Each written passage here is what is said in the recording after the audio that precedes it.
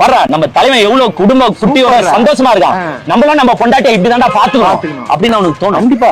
அதனாலதான் நாங்க அஜித் ரசிகன் தல ரசிகன் சொல்லி சுத்தி இருக்கோம். அதே மாதிரி சொல்றேன், எந்த தல ரசிகனும் சப்போர்ட் பண்ண மாட்டான். அஜித் சார் அப்படி ஒரு தப்பு பண்ணியிருந்தா, அஜித் சார் வந்து வைஃப் அப்படி டார்ச்சர் பண்ணிருந்தா எந்த தல ரசிகனும் சப்போர்ட் பண்ண மாட்டான். ஆனா இவனுங்க அடி மேல அடி வச்சுக்கிட்டே இருக்கிறீங்க. கரூர் பிரச்சனை இருந்து இழுக்கிறீங்கடா. இன்னும் எவ்வளவுதானே பேசுவீங்க? நீங்க என்ன வேணா பண்ணுங்க, இந்த மனசு எதுக்கெல்லாம் உடஞ்சு போக மாட்டாரு. நாங்க இருக்கிறோம் சப்போர்ட்டா. எங்க அண்ணன் நாங்க ஜெயிக்க வைப்போம். அவர் வரணும், எல்லாரும் நல்ல நிலைமையும் மாறும்னு அவ்வளவு ஆசையோட இருந்தோம். நான் பேசவே கூடாதுன்னு நினைச்சேன். பர்சனல் விஷயம் எதுக்கு வெளியில கொண்டு விட்டேன், அதை ஏன் இவ்வளவு பெருசு பண்ணி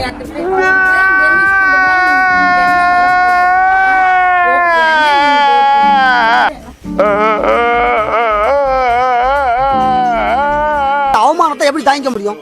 மூணாவது மனுஷன் நானு, என்னாலே தாங்கிக்க முடியல. இந்த எதுக்கு தாங்க முடியலன்னு சொன்னியே, விஷம் குடிச்சிட்டு சாவு. ஏடா விஜயை வந்து விஜயோட மனைவி டிவோர்ஸ் பண்றாங்க அப்படின்னா அது கம்ப்ளீட்லி அவங்களுடைய பியோர் பர்சனல் விஷயம். அதனால திமுகவை இழுத்து நான் கடிப்பேன்னு சொல்றது என்ன மைண்ட் செட்டா? மானங்கிட்ட மைண்ட் செட் உங்களுக்குலாம்.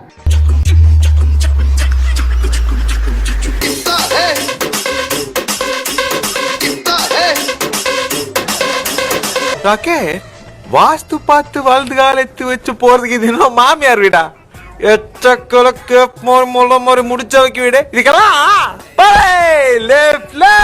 யாராவது மேல அதிகாரி ஊமத்துல எங்க கேட்டா ஒரு கலவரத்தை வித்தியாசமா அடக்க போயிருக்காரு சொல்லு. 2026 ஜெயிச்சிருவாரு. இப்பவும் சொல்றேன், உறுதியா சொல்றேன், சத்தியமா சொல்றேன், பெண்கள் பெண் குழந்தைகள் பாதுகாப்பு நம்ம ஆட்சியில நம்பர் 1 இருக்கும். விளம்பரத்தை பார்த்து விட்டு விழுந்திடாத ஆத்துக்குள்ளே அவ சைனா மேடுமா, இவ பக்கா ஃப்ராடுமா, நடனம் ஆடி காட்டிடுவா மாட்டிக்காத சேத்துக்குள்ள அவ சைனா மேடுமா, இவன் பக்கா ஃப்ராடுமா. பார்ட் 2 வர்றப்ப எங்களுக்கு அப்படி போடு மாதிரி ஒரு பாட்டு ஒண்ணு வேணும் லோகேஷ் ப்ரோ. இப்ப நாங்க ஒரு பாட்டு கேட்டேன். ஆமா, ஏன்னா அந்த அப்படி போடு. அப்புறம் வந்து நான் சொல்லல, எனக்கு ஒரு அழகான பையன் இருக்காருன்னு. ஆமாங்க, அது இவர்தான். நான் தாங்க அதெல்லாம் சர்தானுங்க. கல்யாணத்துக்கு முன்னாடி நானும் பொண்ணு ஒருக்கா தனியா சந்திச்சா நல்லா இருக்குங்க. நீங்க எதுக்கு பாக்கணும் தம்பி? அதான் கட்டிக்க போறவரே பாத்துட்டாரு.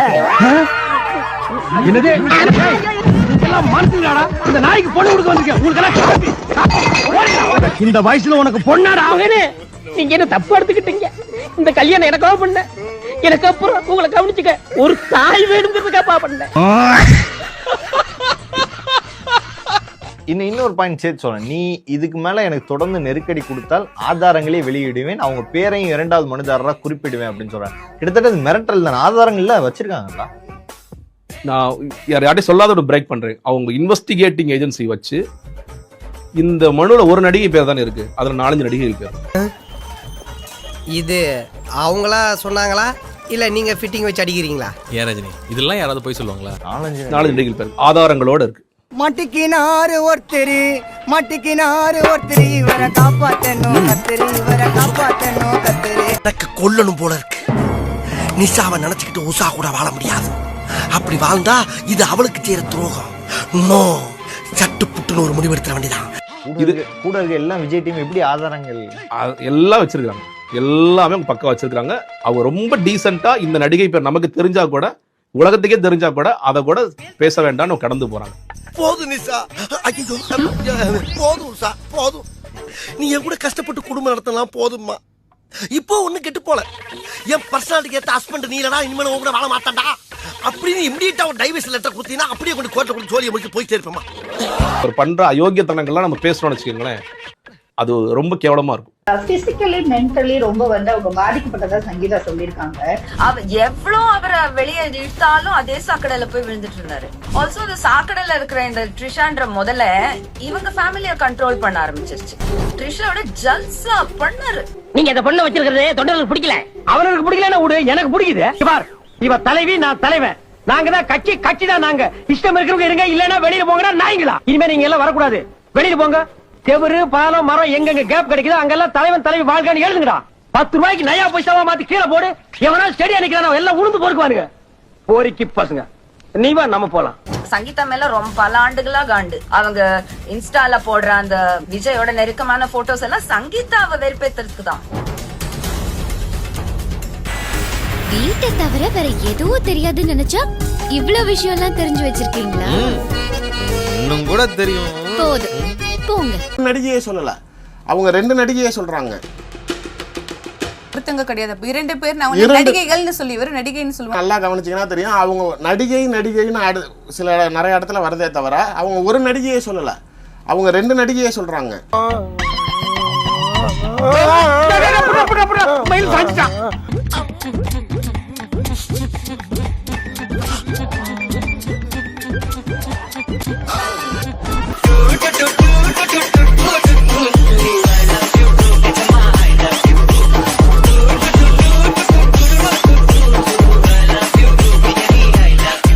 என்னடா நடக்குது இங்க? நான் மேல வந்துட்டேன்டா.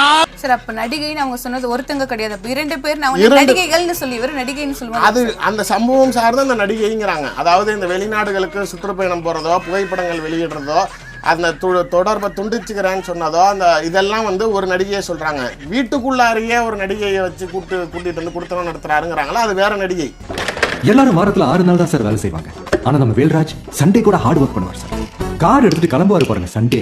ஆபீஸ் தான் போறாருன்னு பார்த்தா வண்டி போய் நிக்கிறையாடா. பிருந்தாவன் காலனி. நீங்க மேல சொல்லுங்க sir. Investment sir. Street number 18, சின்ன வீடு, இன்னொரு பொண்டாடி சார். ஏன்னா எனக்கு தெரிஞ்ச வரைக்கும் அதிகபட்சம் விஜய் வந்து அந்த இன்னொரு நடிகையோட வீட்டுக்கு தான், அந்த நாய் வளர்க்குற நடிகையோட வீட்டுக்கு தான் போவாரு. வீட்டுக்கு கூட்டு வந்ததில்ல, வீட்டுக்கு கூட்டு வந்த நடிகை சர்ச்சையானது இவங்க தான். தீராத விளையாட்டு பிள்ளை தாங்க, ஆனா ஸ்போர்ட்ஸ்ல இல்ல.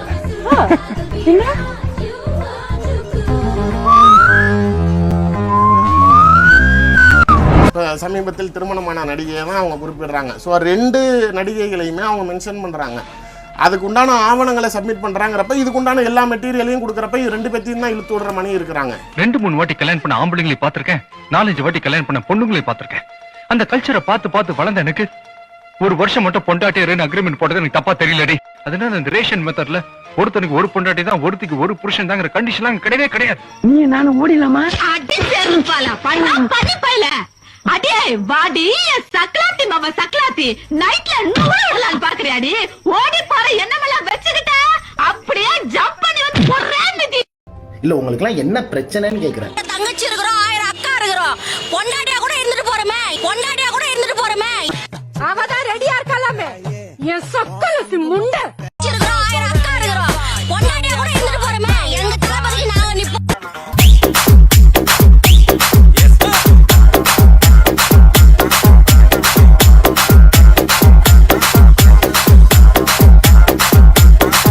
கூடவே இருந்துட்டு இல்ல பண்ணாங்களானோ பாத்தீங்களா இல்லையா, யார் வீட்டு தெத்துக்கு யார் போயிருக்காங்க அப்படின்றத. இங்க அவன் பர்சனலை பத்தி பேசுறதுக்கு உஷா அவர்களோ விஜய் அண்ணாவோட ஒய்ஃப் யாராவது பொது வழியில வந்து என்னை ஏமாத்திட்டாரு, இந்த மாதிரி பண்ணிட்டாரு, இல்ல அரசியல் களத்துல ஏதோ ஒரு நடிகை யாராவது ஒரு கம்ப்ளைண்ட் பொது வழியில வந்திருக்கா? பொது வழியில தன்னுடைய ஒழுங்கு எப்படி அவர் கடைபிடிச்சுக்கிட்டு இருக்காருங்கிறது ஊருக்கே தெரியும். பொது வழியில வராத ஒரு செய்திய பொது வழியில வந்த மாதிரி இந்த 3ஆம் தர ஃபேக்கடிகள் பண்ணுவாங்க. மொத்தவங்கள மாதிரி சோதா பசங்களா வச்சு பெரிய கனவு கண்டமா என்ன சொல்லணும்? நிஜ வாழ்க்கையிலே மேல நடிச்சுட்டு எல்லாம் சுத்துவாரு. he needs therapyன்னு கூட இருக்குல்ல அந்த லீகல் நோட்டீஸ்ல. சைக்கோ மட்டும் கிடையாது, he is deluded. ரொம்ப அடல்ட்ரி பண்ற பர்சன், ரொம்ப சங்கீதா முதுகு பின்னாடி நிறைய கேர்ள்ஸோட சுத்தி இருக்கிற பர்சன், நிறைய கேர்ள்ஸ் ஏமாத்தி இருக்கிற பர்சன். ஒரு பொண்ணு எப்படி பண்ண நீ இவ்ளோ தைரியமா மூஞ்சியை காமிச்சு வெளியே சுத்தும் போது நான் ஏன் மூஞ்சியை மறைக்கணும்? ஃபுட்பால் பாப்பியா? இனிமே பாரு. நாம செம்மையா வாழ்ந்து காட்டுறது தான் நம்ம வாழவே கூடாதுன்னு நினைக்கிறவங்களுக்கு நாம கொடுக்குற பெரிய தண்டனை. ஹர்திக் பாண்டியாக்கு டிவோர்ஸ் ஆயிடுச்சுங்கிற ஒரு நியூஸ் உங்க எல்லாருக்குமே பை திஸ் டைம் தெரிஞ்சிருக்கும். சமந்தா, நாக சைத்தன்யா, ஆமீர் கான், பிரபுதேவா, ரித்திக் ரோஷன், கமல்ஹாசன், தனுஷ், ஷிகர் தவான், தீபேந்தர் கோயல், அமலா பால், ஹர்திக் பாண்டியா கடைசியில இந்த லிஸ்ட்ல ஒவ்வொருத்தவங்களுக்கு டிவோர்ஸ் ஆகிறப்பமே வந்து இந்தியன் சொசைட்டி ஒரே மாதிரி தான் ரியாக்ட் பண்ணிருக்கு. ஐயோ டிவோர்ஸ் ஆயிடுச்சா அப்படிங்கிற ஒரு விஷயத்தை ரியாக்ட் பண்றோம்ல. இந்த டிவோர்ஸ்க்கு பின்னாடி ஒரு மிகப்பெரிய பிரச்சனை இருக்குது. அதான் இன்னைக்கு வீடியோ நம்ம டீடைலா பேச போறோம். So let's get started. Match என்ன பிளேயர்னே தெரியாம ஒவ்வொருத்தரும் ஒரு ஒப்பீனியன் சொல்லிட்டு இருக்குது. எனக்கு புரியுது, எலெக்ஷன் கிட்ட வந்துட்டு இருக்குது, எல்லாருக்கும் ஓட்டு வேணும், எல்லாரும் மாத்தி மாத்தி மட்ஸ்லிங் பண்ணணும், அழுத்த தூக்கி திரிக்கணும். பட் ஒருத்தவங்களோட பர்சனல் லைஃப், ஒரு குடும்பம் வந்து அதுக்கு பலியாயிடக்கூடாது. இது தனிப்பட்ட வாழ்க்கையில நடக்கக்கூடிய ஒரு தனிப்பட்ட விஷயம். இது இங்க மட்டும் இல்ல, யாருக்கு எந்த தலைவருக்கு நாளைக்கு இது நடந்தாலும் அதை வச்சு நம்ம அரசியல் பண்ணக்கூடாது. சோறு திங்கிறியா இல்ல பியல் திங்கிற இந்த பொழப்புக்கு 4 பேர் பொழைக்கிற மாதிரி கிகோலோ பையா அப்படின்னு சொல்லி உங்களுக்கு வாய்ஸ் ஓவர் கேட்கலையா சார்? அஜித் வந்து ஒரு இல்லீகல் அஃபேர்ல இருக்கிறாரு, இதால எனக்கு இவ்வளவு மென்டல் அப்செட் ஆகுது அப்படின்னு புகார் கொடுத்திருந்தா சாமி சத்தியமா சொல்றேன், நான் அஜித் ஃபேன் வெளியில சொல்லவே மாட்டேன். அஜித்துக்கு ஒரு சப்போர்ட்டும் பண்ணவே மாட்டேன். ஏன்னா இந்த அளவுக்கு கேவல் பேசுவோம். ஏன்னா நாங்க ஏன் அஜித்துக்கு சப்போர்ட் பண்றோம்னா ஒரு நடிகர்னு கிடையாது. வந்து வைஃப் கால்ல விழுவாங்க, அப்ப அஜித் சிச்சிங்கனே சொல்லுவாரு வீட்டுக்கு போனா நான் கால்ல விழணும்னு. இந்த மாதிரி யாரா சொல்லுவா?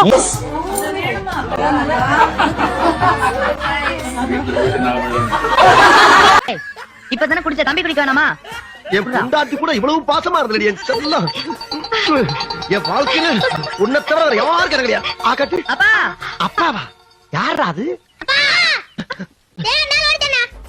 பசங்களை பார்த்து நீ ஓடிடு. பாத்தானே ஒய்ஃப் போய் சொல்லிடுவாங்கம்மா, அவ ஏற்கனவே உடம்பு சரியில்லாத போட்டு போயிட்டானா. ஆமா, அவங்க இதுக்கு நான் பாட்டு அப்பா கூப்பிடாம என்ன ஒண்ணு. நீங்க என்ன சார் சொன்னீங்க? நான் நெருப்புடா. இனிமே நீ ரெடிமேடு. ராஜிக்கு மீறி பேசாத. மனைவியை இயக்குவது யாராமா? திமுகவா? என்ன உன் மனைவியை திமுக இயக்குதுன்னா உன் மனைவியை கூட கட்டுப்படுத்த முடியாத நீ எப்படா தலைவனா இருப்ப? எப்படி? பொண்டாட்டிக்கு பூ, புடவை, நகை வாங்கி கொடுக்கறது மட்டும்தான் புருஷனோட கடமை நீங்க நினைச்சா ஐம் சோ சாரி சார். அவளோட கனவு என்னன்னு தெரிஞ்சுக்கிட்டு அதை நிஜமாக்குறவன் தான் சார் நல்ல புருஷன். சங்குதான் அவளுக்கு, இது தேர்தலோட சங்குதான்.